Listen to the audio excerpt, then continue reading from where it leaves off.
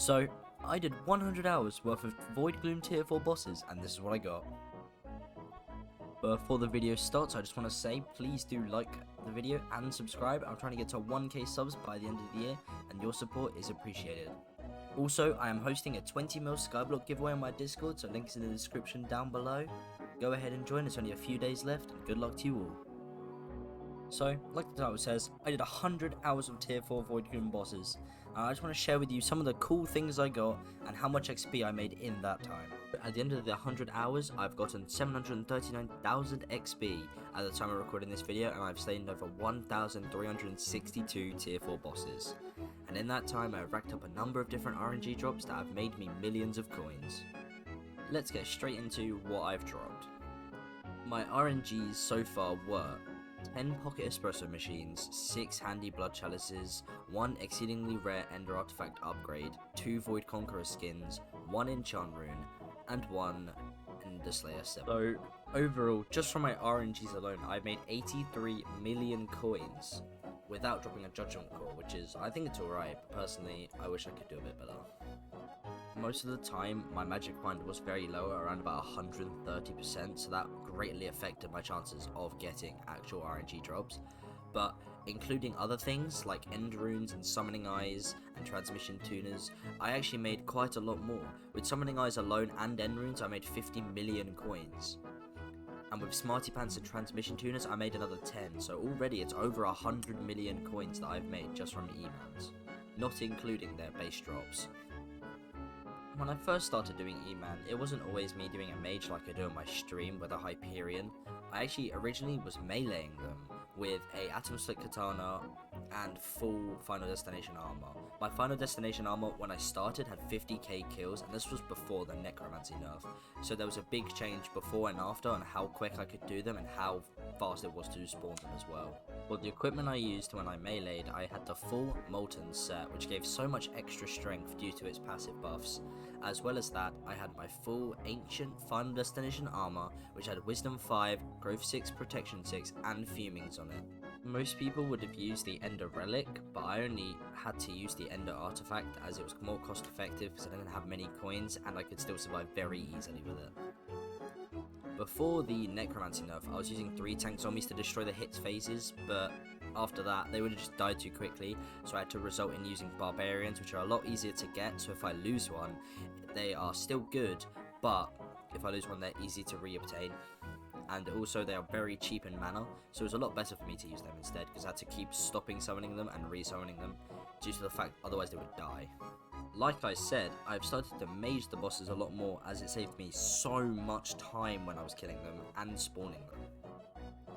This is because originally when I was meleeing, they were doing about 90 to 100 second bosses, and now it had gone down to around about 60 to 50 second bosses, which decreased even more when Jerry became mayor, just because of the 10% extra stat boost as well as the extra mayor perks.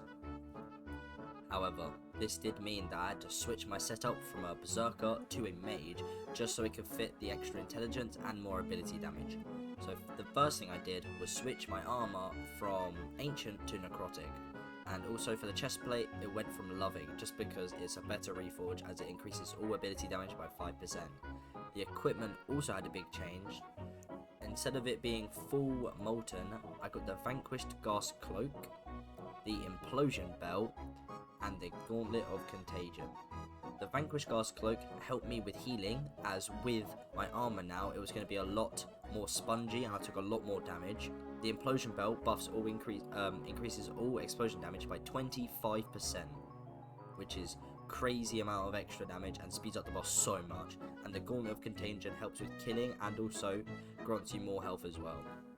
When I was a melee, I had to incorporate a lot less items into my setup. I just used my Atom Split, my Overflux, my Aspect of the Void, and my Reaper Scythe for summoning. But when I became a mage, I had to incorporate more items like the Soul Whip for Mana Steel, the Wand of Atonement for extra healing, and the Fire Veil one for increased damage.